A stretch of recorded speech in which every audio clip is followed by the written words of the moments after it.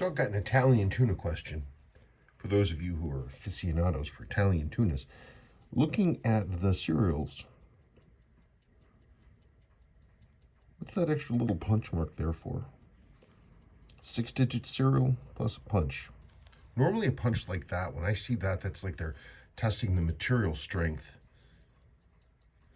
It's weird to have a serial number because there's no other data here. And I was like, huh, that must be strange. Must be an odd thing. Oh, there it is. There's that punch again. I went and got a couple others.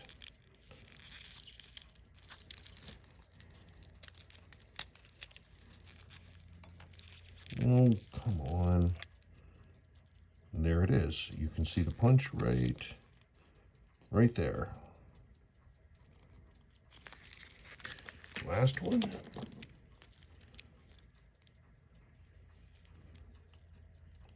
There's that punch. All 4 of the ones I have here have that punch.